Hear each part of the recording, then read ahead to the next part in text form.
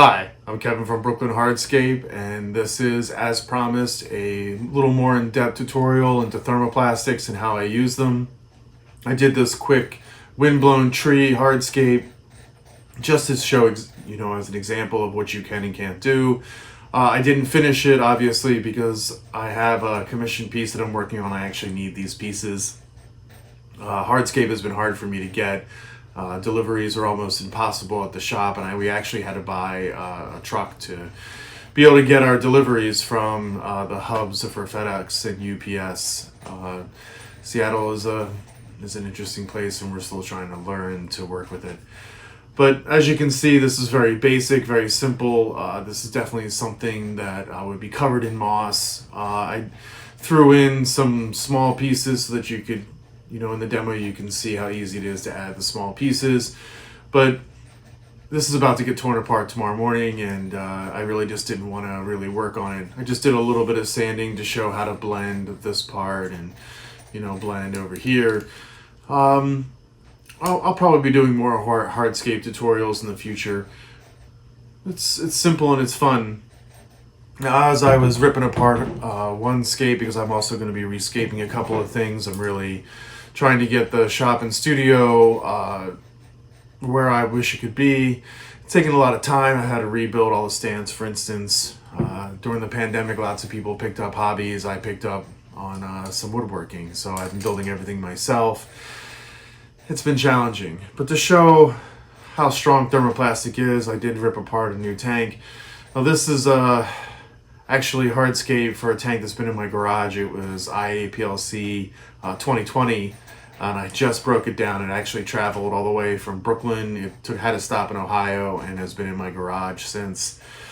When I did break it apart, you can see that the thermoplastic stayed, but some of the lava stone actually broke off with it. And trying to get it off, it's just starting to break off, but I have to physically. This stuff is no joke. The fact that it's been in a tank for 2 years, it has traveled across the country, literally across the country, and still held its form and shape. Really attests to if you apply this correctly and well, it stands the test of time. Just to pick on Jeff Miyoki again, he's just my guy right now that I'm picking on.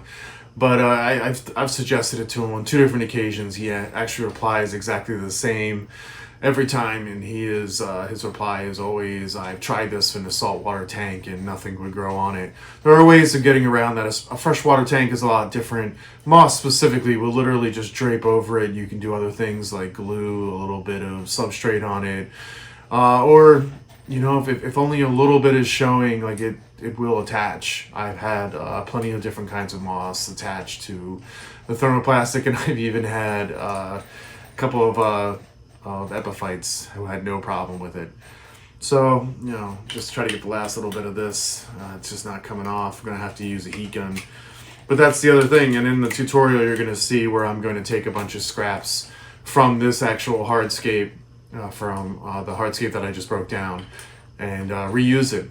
So thermoplastic, it's definitely the way to go. It's cheaper, you can reuse it, and well, that was fine. When you do get it off, like the hardscape is mostly undamaged. So, I just got this little piece here. Oh, that's coming off too. Oh, look at that. Yeah. So, unlike super glue, when you apply a lot of super glue and use like cigarette filters, for instance, it really works.